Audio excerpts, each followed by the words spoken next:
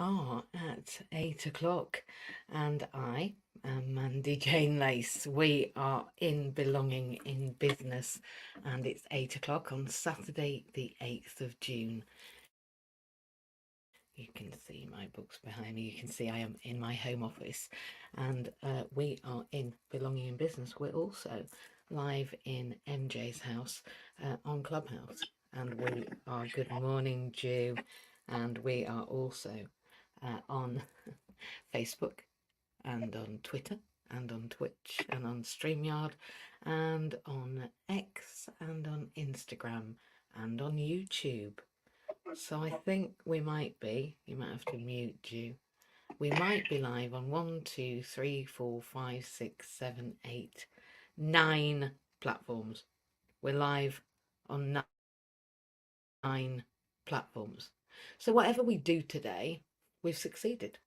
And you can see, if you are in the live stream and you can see and hear me, you lucky people, that beneath me there is a link, and that link is to a GoFundMe page, and that GoFundMe page is something I've been working with a lot of other people on for a number of years.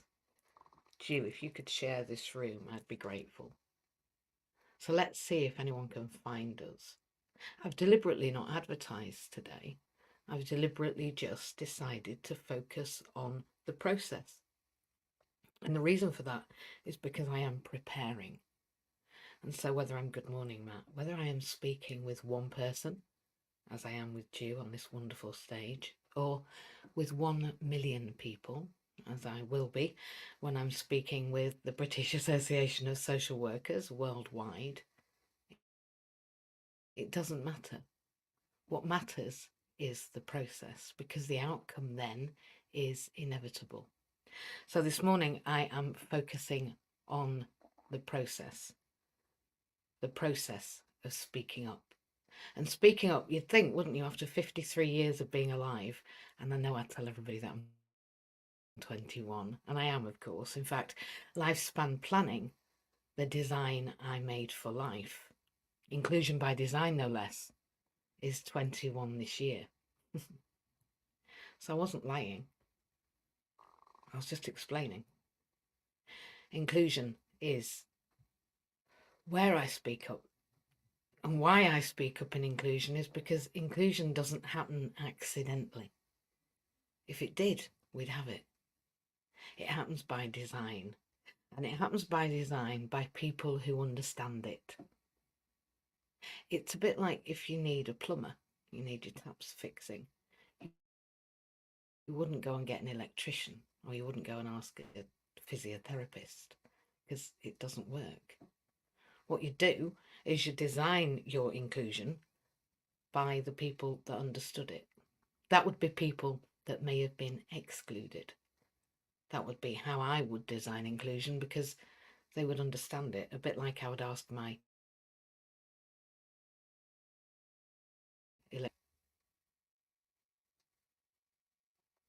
So belonging in business, which of course we all belong in business. If we didn't, then the government wouldn't be asking us to go to work.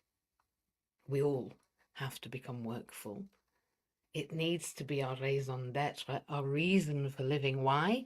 Because workfulness isn't about income. It isn't about income. I sound very Yorkshire when I say income. Incoming.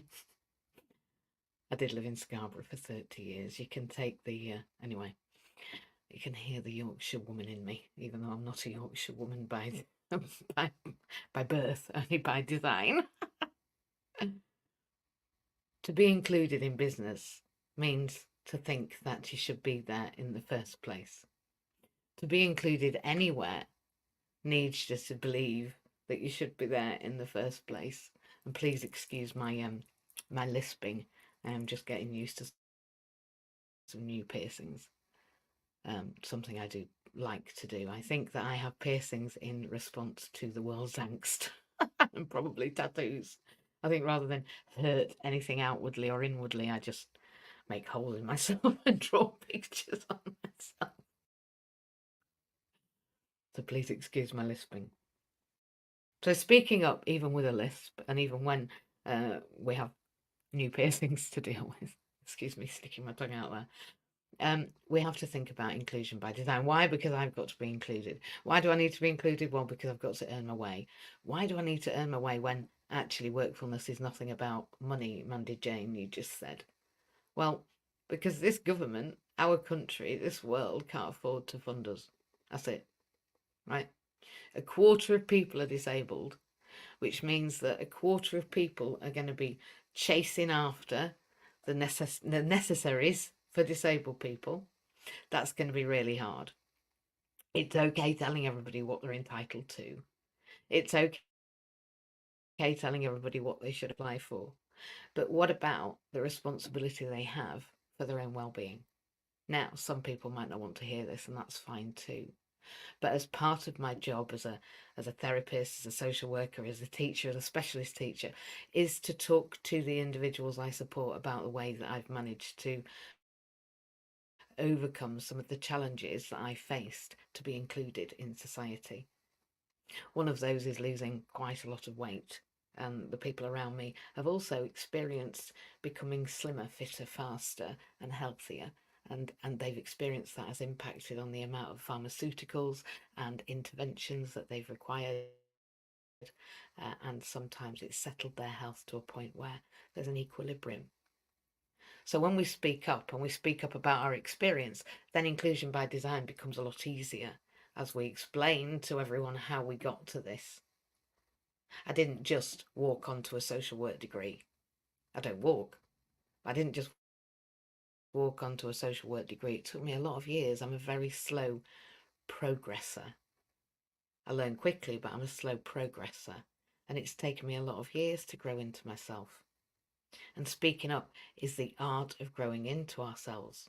James Peters, who has been on Clubhouse with me over the years, I have watched that gentleman speak up for himself over the last 3 years and grow and hone and become who and what and how he is. He always was, but what's on the inside is coming on the outside now, and I can see it, and it's beautiful. And if you don't know him, go and look him up.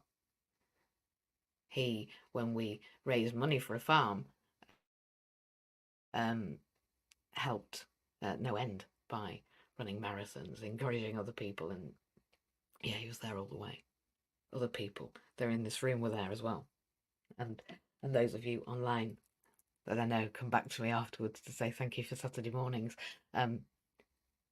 You were there too, and although maybe we are not all together in the same space right now, we're definitely belonging together, and I sense you and you sense me, and we communicate, right? And hopefully when I'm speaking to you, that's exactly who I'm speaking to, you, because you're the only one that's important here. And so am I. We are important.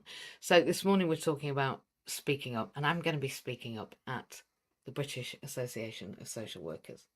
And that's only in, a couple of weeks now. A week on Tuesday. A week on Wednesday. I go on Tuesday, I speak on Wednesday. A week on Wednesday. And I'm in the last week of my placement. A week later than I hoped. I'm a trainee social worker, and I've just done a big placement.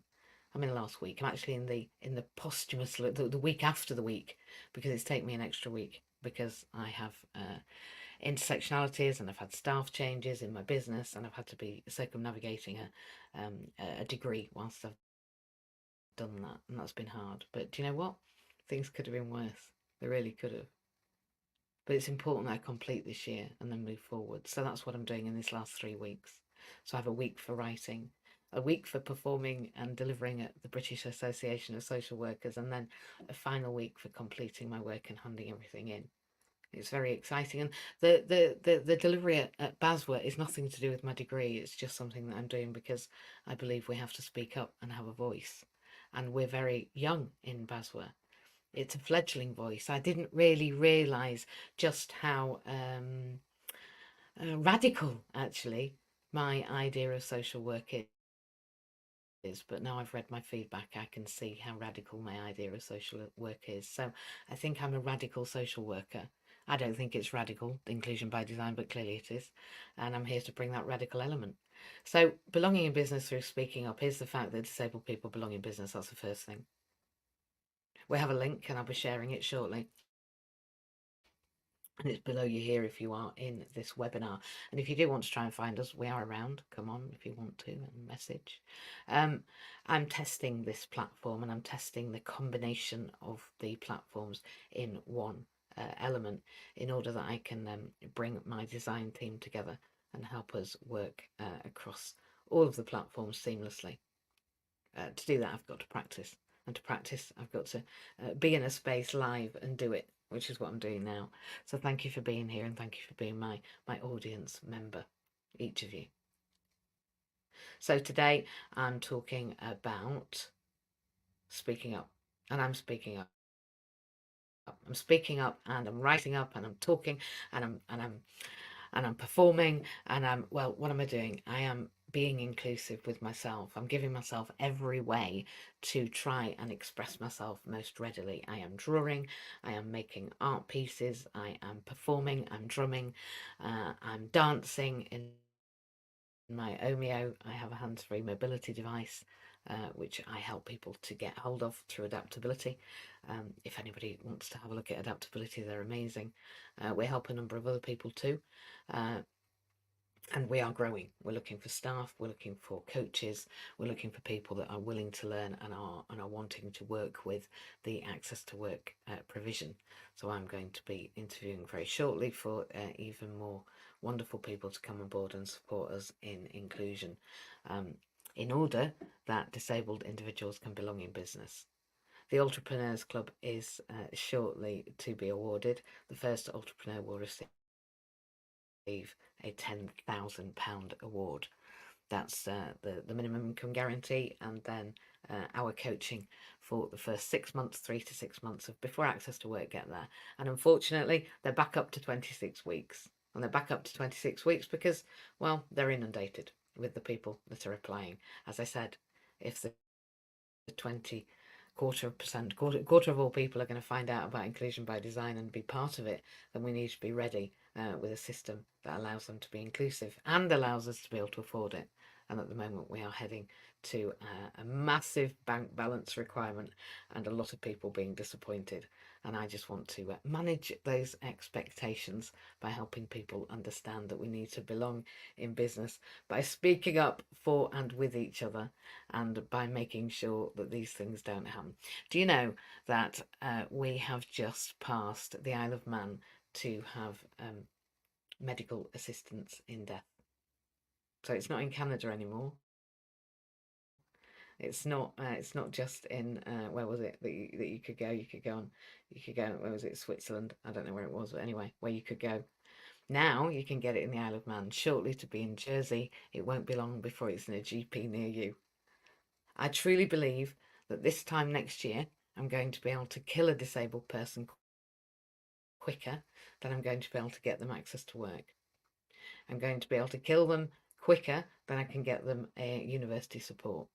Sometimes accessing disabled students allowance has taken me 14 or 15 months for a student whilst they've been on their course, if they hadn't known about it. I can get you killed in Canada under medical assistance in death in 12 weeks, or even 24 hours if we have a really good reason. But 12 weeks. Not guaranteed. DSA isn't, Disabled Students Allowance. Access to work, Jude's sitting here and he's been through access to work for 3 years and he's still not made it.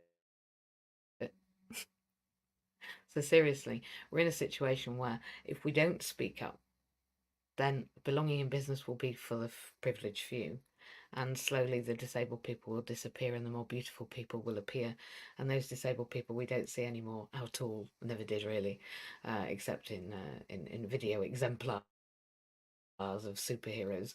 I watched a video earlier today about a lady with no arms who had 7 kids in the 1950s and just got on with it. There've been like people like that all through history. It's just that we've ignored them until we want to get them out and showboat them. Well, I am sorry, but that's not what inclusion by design is like, but it has to start that way. I just recently went to an awards ceremony and it was beautiful. A lovely event, a sumptuous environment, I mean, I didn't get a shower because the room wasn't accessible, even though it was a 5-star hotel. And when I got there, I said to my sister, "Oh, we haven't won." And she went, "How do you know? Don't be so negative. What's up with you? Like, come on. There's only 8 in your category. What's wrong?" And I said, "There's no ramp." "Sorry," she said. I said, "Look at the stage. There's no ramp. And I'm the only person in a wheelchair." So anybody in a wheelchair definitely hadn't won, because the first prize went onto the stage, which was wonderful for me because it meant that I literally knew that there was no way that I'd won, so I could relax. How interesting, though, that inclusion by design limits people's perspective because actually they can't see what's in front of their face because it's not within their knowledge base. So I believe that we need, back to my original point, people who understand inclusion to be designing inclusion for those that don't yet understand, because we don't grow black, do we? We don't generally grow gay unless we're discovering ourselves and actually admitting our true feelings to ourselves and others. But we definitely grow disabled, okay? That's definite. I was talking to my neurologist only 2 days ago as I had a brain scan because I had I had 3 transient ischemic attack incidents on my birthday. That's what we think anyway. And we're investigating what's going on because I have some challenges from that. And I said to him, "What are we going to do? What are we going to do about dementia?" And he said, "Buy another scanning machine." Because by the time we've diagnosed their dementia, you know, the one that shows the gunk in your blood not being able to get out because your system doesn't know how to exhale, doesn't know how to get rid of, doesn't know how to eliminate. It cannot physically eliminate the crap. So you're literally sitting with the recycling going round and round and round and round and round and round and round and round the bloodstream. Like literally all the debris, like we can see all the recycling in the sea, the plastics and the filth and the disgust and the twine, all of that. Yeah, those things we create. That's what we've got going on in our bloodstream. Sorry, just saying. What are we going to do about that now we can see it? I said. He said, "Well, we're going to photograph it." I said, "How will that help?" He said, "Well, we're going to give them drugs, and then those drugs will give them side effects, and then they'll come back and get scanned again. So the best thing you can do is invest in a scanning machine." I'm not sure whether I want to speak up in only that way. I'm not sure I want to show people what's in the bloodstream only for them to ignore it and then want all of the services to provide for them for the next 50 years whilst they carry on doing it. I'm a bit confused by that. So speaking up isn't always pretty. Neither is it always successful in terms of people being onboarded.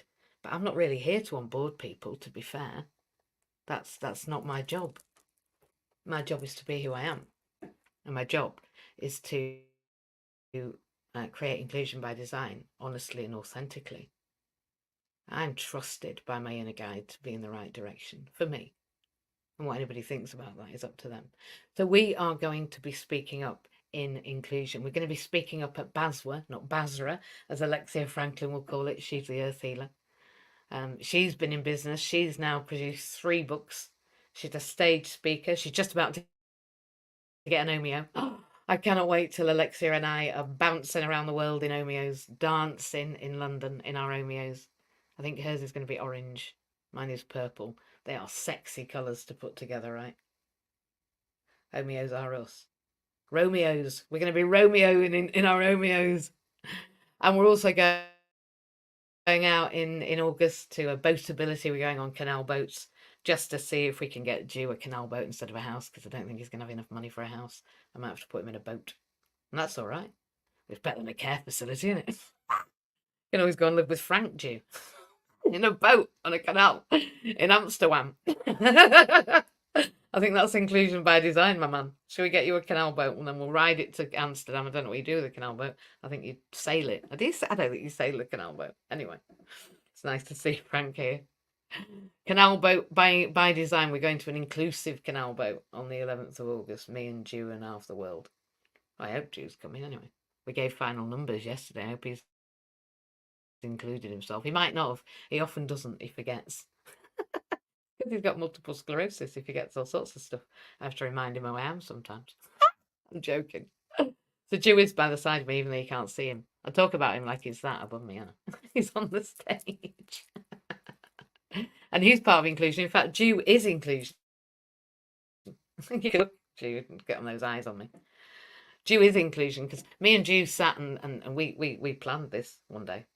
We planned inclusion, we planned opening a club, we planned speaking up, we planned being together, we planned having Clubhouse, we planned all of this. We conspired to be included.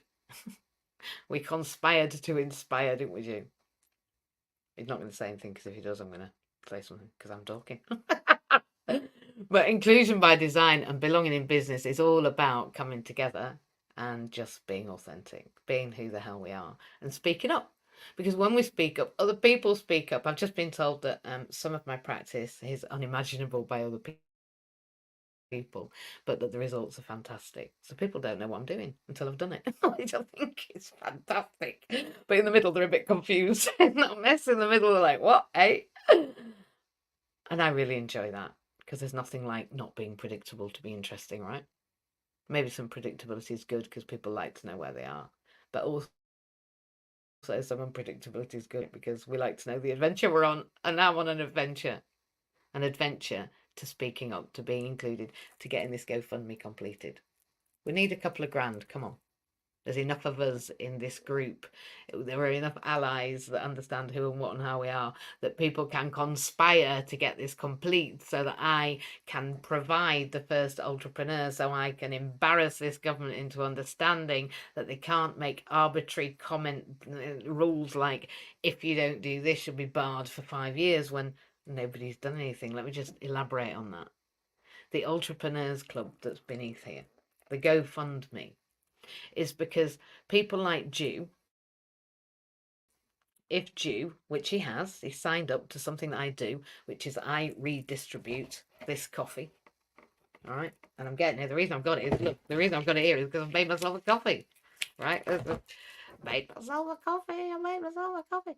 I made myself a coffee, and I'm just dealing with my paperwork. Now, Jew distributes this. It's not just this. There's a million of drinks. There's trillions, not trillions. There's loads, right? And they're all fantabulous. They're not just fantabulous. They have created this. I'm not being funny, but you know, if you look at what I was like 3 years ago, you can see what it's done. I don't need to sell it. I don't need to sell it. I don't want to sell it. I've never used the money from selling it, even though I know I've got quite a few pounds in a bank called the pay account that has all the money in that I've made from this coffee, but I haven't used it yet. Deliberately, I'm not going to until I'm what they call a diamond, which I already am, but until I evolve into the diamond that I am. So the point is that Jew in that coffee business has yet to tell Access to Work that he wants to do it. When he did, they said no, he can't prove that he can make some money yet. And we went, well, no, not until he has some ability to talk. Not until he can get out in a taxi. Not until we can get him to a library to talk, for example. And they're saying, well, we can't see that's going to happen. And I'm saying, well, it won't do unless you help. And they're saying, well, we're not going to help until we can see it's going to happen. So now, 3 years on, I'm in the position where I've got to pay Jew 16 hours a week pay. Otherwise, up to. Otherwise, we can't get his Access to Work. Now, thankfully, in these 3 years, I have created enough momentum in inclusion to be able to do that now. But in the first instance, Jew isn't going to be, profitable for a business to take on. He's just not. It's going to cost probably 180 grand just to get him on the road and in a wheelchair and in a vehicle and off, and over the 3 years, I would say, and support workers. But surely it is better that Jew is put back to work now at 50 whatever, rather than he sits in a care facility until he's 130, which of course he was incredibly fit. He is incredibly fit. He's a paratrooper. He used to throw himself out of aeroplanes, incredibly fit, hours and hours at the gym. He's not going to pop off this planet easily, no matter what he's got. So the healthier these people are, Jew, for example, before something befalls them, such as we know is happening across the globe. Cancer, inflammation, Parkinson's, diabetes, MS, TIAs, stroke, hypertension, all of these things, all of these first world challenges. Do you know that even menopause in China, for example, isn't the menopausal symptoms aren't there, but 10 times the amount of soya products, and therefore, I think it's soya, and therefore the menopausal symptoms don't exist. And interestingly, even though I had massive wet sweat flashes that Jew will indicate he saw over the last 3 years, that actually since I've changed my diet, I have none of them. None of them. None of them. My menopause symptoms have gone because I've changed what I eat. So we need to create inclusion by design. And if Jew wants to be in business, he needs to be allowed to be. And in order to do that, I'm going to have to pay him. But in order for him to be a disabled entrepreneur, he would have to be self-employed. But when we provide a self-employment idea, we give a business plan. And if the DWP don't accept that business plan is going to turn over £7,000 in a year, then they won't accept it. And Jew's not allowed to be self-employed. Jew's not allowed to be an entrepreneur. Jew's not allowed the £10,000. Jew's not allowed access to work. Jew's not allowed to work with accessibility partners. Jew can't be included by design. I can't get him to be contributing to his own income so he's mortgageable, so I can get him in the house. So he's not houseable except by rent. And if he goes to rent, then he loses out all of his capital, which means that eventually he'll have no money. So he's put in this cycle of deprivation and loss, and yet he is a gentleman that's thrown himself out of planes for our country, and he's worked and paid into the system all of his life, and he became unwell. I think it's unfair that we don't have inclusion by design for Jew. I think it's unreasonable that it's taken a social worker and a care facility and his ex-wife's sister and Jew and me and really quite a lot of people who have been concerned over the years, and yet we are still in a position where Jew is in a care facility because I cannot get his access to work to go through, and it's taken 3 years. He is the example for me to take to the government and say, hey, excuse me, I am doing everything I can. And remember that in my feedback, I've been told that I do things that are unimaginable by other people and create results that are outstanding. So if that's the case, then why won't the government listen to the fact that I need you to be workful in order that everything in his life can work, and that he can belong in business, he can then speak up, he can then help people understand what he drinks and why he drinks it and why he orders it. It's cheapest stuff in the world, but Jew orders it, I order it, and a lot of people in this room do. And there's a reason for that. And it's not just because we're crackers, all right? It's because this is the result. And I think you'll agree that pretty much I do what I say and I say what I do, and what I say is what I do on the tin. And I'm showing you the process, all of it, because actually I think that's what people want to see. I do. And they will in the future. They absolutely will. I'm about 10 years ahead of myself, and that's fine. Well, ahead of the curve. And that's fine. I always have been. I'm used to feeling like an outlier. It's an interesting place because that mountain's over there and I'm over here going, interesting. And watching the shape. And if you're not outside of that curve, how can you see? Because you're in it. When you're right inside it, you can't see for looking, can you? So it's much better to be an outlier, because then you can see what's coming, or you can see what's going, or you can see what's been, or you can see what's going to be. And that's the whole point, isn't it? Who I was, where I am, and where I'm going to be. What I did, what I do, and what I'll do in the future. If what I'm doing now isn't what I'm going to do in the future, why not? Because I don't believe that a person with a successful multi-million pound business gets up at 7 o'clock in the morning. So I don't. I don't believe that a person that speaks about inclusion by design globally to the European Union and global directors of the universe, whatever they're going to call themselves, in that director of the universe capacity, I don't think that they eat processed food, so I don't. I don't think that a person who loves everyone equally and wants our world to belong to each other and understand their indisputable connection to one another goes to bed at 1 in the morning and gets up tired. Because how can you love the world when you're exhausted? It's a big world to love. So I don't. I don't believe that being negative and talking about things in a negative spiral all of the time is helpful to my psychological construct. It doesn't help me have hopefulness. It doesn't develop my future forward planning or processes or practices.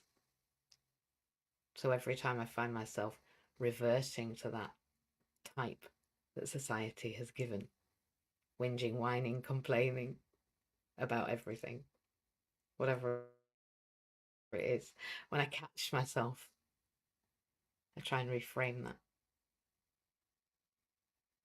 Reframe that through the art of hypnosis and through self-speaking and through self-love. And I'm not in a narcissistic way saying that self-love and the I and the id and the I, me, myself and I is the thing. But we did kind of get rid of ourselves. You know, the big machine wanted us to be so much part of it that individualism didn't exist. And then we went the other way, and we have to come to some sort of collective understanding that our identity is important as an individual and also our collective identity. It's a balance, isn't it? So speaking to myself and about others, and my heart about others is so important. So meditation and prayer and gratitude and thinking about where I am and who I am. Reading well, there's an example. Dare to Lead by Brené Brown, just what I'm reading at the moment. Raise Your Vibration, actually by Kyle Gray, not Vex King, which I've said earlier. Using my daily intention cards, the things that tell me how I feel. I invest in things that I use, oils, and I read for my university. Controversial. What's that one? Issues in a Disabling Society. Oh, there's my other one. There we go. Radical Social Work. Contemporary Social Work Practice. My coffee. My exercise. My movement. Movement is belonging. When we move, our cells vibrate, and when our cells vibrate, they connect to each other. Welcome to Ways. You are new. How wonderful. You're in Clubhouse. Welcome. I'm glad you found us. Please come back. Please join the club.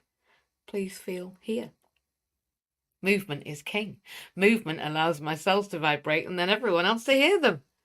So that's why when we do things quietly, great things happen, because we connect to one another through the power of our vibration, not through the power of our external validation. I move right. I think right. And I eliminate right. Right? Close your mouth, she says, speaking on social media, but breathe in through the nose and only out through the mouth. Don't breathe in through your mouth. It's really not effective. The nose is there. It's in the middle of the face for a reason. It's a filter. Look at those nostrils. Use them. Mine were made to flex. Were yours? Go and study the breath. Breath is our one beginning and our ending. It is everything.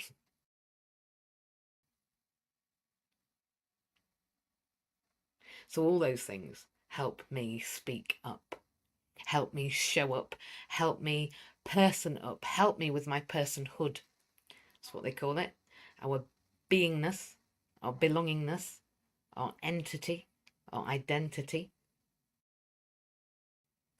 Our personhood, says Kirkwood. Who and what and how we are and what we stand for and whether we feel we are relevant, belonging and necessary. And we are Mr. It's so good to see people. People who I love, people who my vibration sings out to and brings forth, because Mr. Ming is someone who my heart sings with. And it rhymes with Mr. Ming. He makes my heart sing because of the fact that he sings his heart. And I sing mine. And we are singing together in Belonging in Business. And we are ourselves. When we go to BASWA, I think last year we were quite surprising for BASWA. I think this year they're going to be used to the fact that we're coming. The purple-haired lady in a Omeo, I'm not sure they're ready for the Omeo, in a purple Omeo coming to talk about inclusion. I think they're ready, and I think they're going to be listening this year a little louder, a little harder, a little more keenly.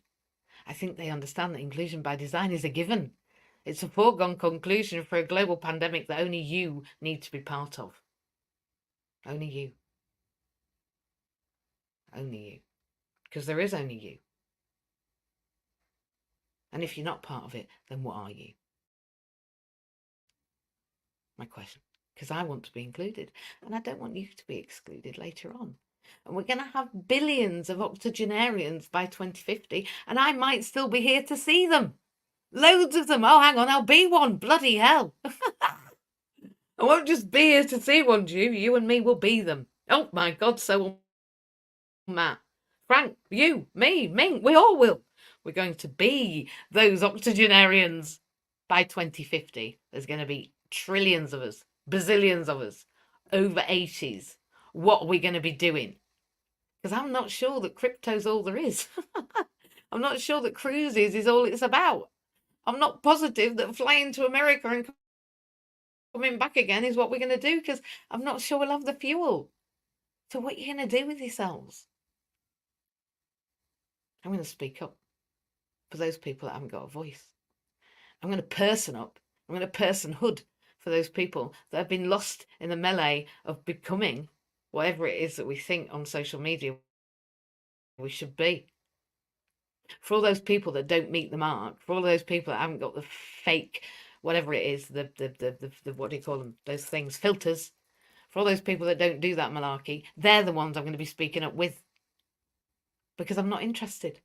What I'm interested in is people. I'm interested in us belonging, and I'm interested in us being able to speak up.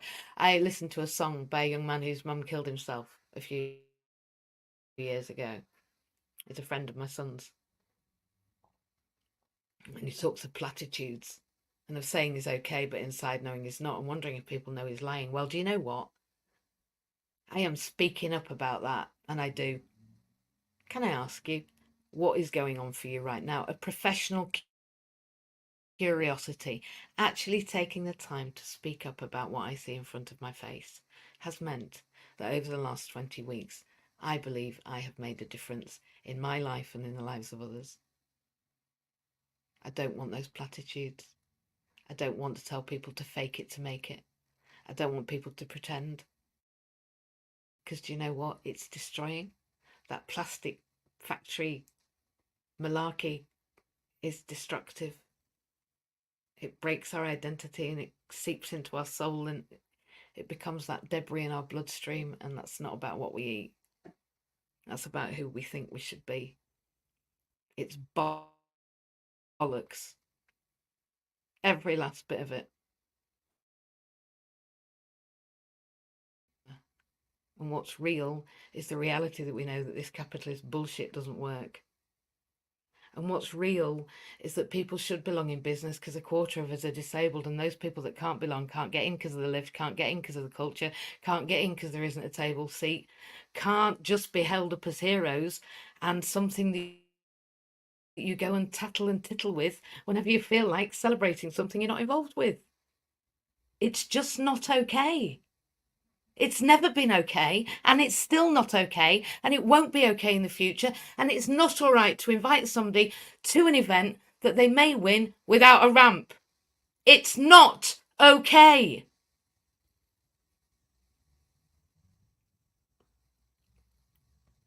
Now, some people might think that being quite explanatory about that is wrong, but I'm sorry.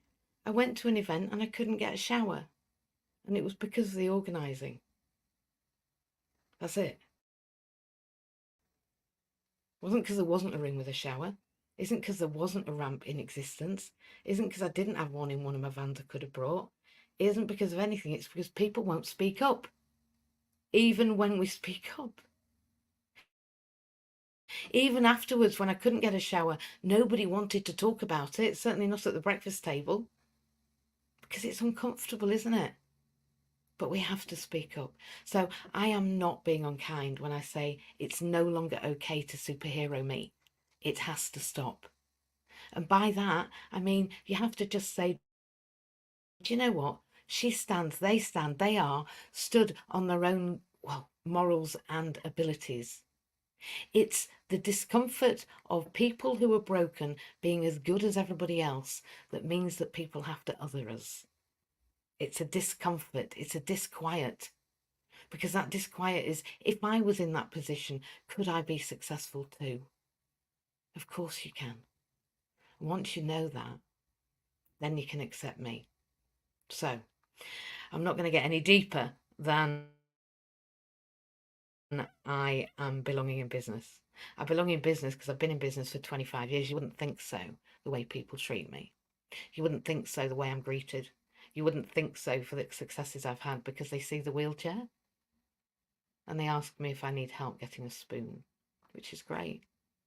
But I wonder why we can't just have a conversation and speak up about the discomfort, the disquiet, the things that go through our mind. I have a gentleman who's only just become recently disabled, and he can't be at the Day Opportunity Centre very comfortably because it's uncomfortable to be uncomfortable. Because it's uncomfortable to be around people who are not having an easy time. It's not easy. And I can remember volunteering aged 10, 9, 10 at the hospital. And I don't really know why. It was something, I think I volunteered at church to go and volunteer to push people down from their beds, take their beds down to the church so that they could go and see God and have a sing and go to church on a Sunday. So that's what I used to do. I used to go there early and take them to church, and then go to church in the hospital, and then go to my church in the evening. So I can remember talking to people about inclusion and belonging and what they were going to do when they got out of hospital and how they were going to get back to work. And I was 10 because I needed to go to work because I had a job then. I had a job in Freeman, Hardy and Willis in their shoe sales, earlier than the local authority was allowed to give you a job because my mum knew the owner.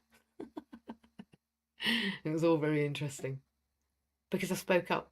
And I spoke up about inclusion by design, and that's what we're doing in Basworth. It's what we're doing here. And I just want to say, if you can donate to the GoFundMe, I'd be really grateful. Just after Basworth, I'm also raising funds, and I know I'm always asking, but for Disability Wales, we've already raised over £100, and it's fantastic. Absolutely fantastic. I'm very grateful that we are here, and I'm very grateful that you have listened to me. I'm going to say goodbye online to all of these amazing places that we've been in. And I'm going to say that today we've been talking about belonging in business through speaking up. And we have to speak up about what we think. And what we think, or what I think, is that inclusion by design is done by us having conversations that really need to be talked about.